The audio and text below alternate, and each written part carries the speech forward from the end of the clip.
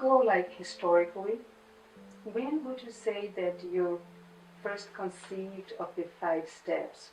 Was it in the 70s? Was it The 5 steps, I was conceived of them when I was on Francisco Street. So I probably conceived of it sometime between 1976 and about 1978. And I began to talk about it certainly before I finished emotional anatomy. I began to understand it. And my insight was that when I wrote The Body Speaks Its Mind, which may have been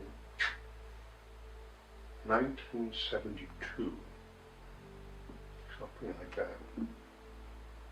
It was a sort of an intuitive outpouring of a vision that I had experienced in reaching a certain stage in my life as a clinician and as somebody who was helping people and understanding the power of the pre-personal forces of nature and the storms of excitement and aliveness,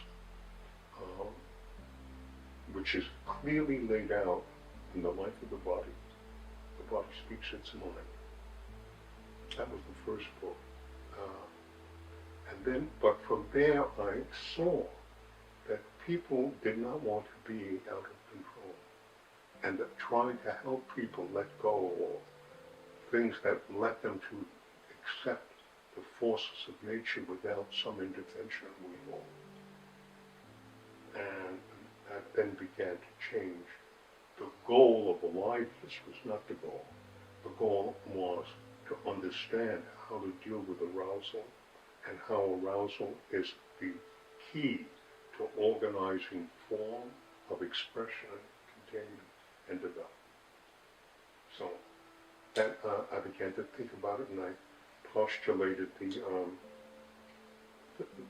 the stages of what happens in the stress mechanism. Mm-hmm. So I come back to began to give workshops in the stress mechanism. First, I recognized that there were distinct body shapes in the pattern of distress, and I laid them out as investigation, fight, flight, and avoidance, helplessness, despair, and resignation. That they were distinct shapes that carried with them the way to think and image about what one would, is there a danger, what is it, should I run, should I fight?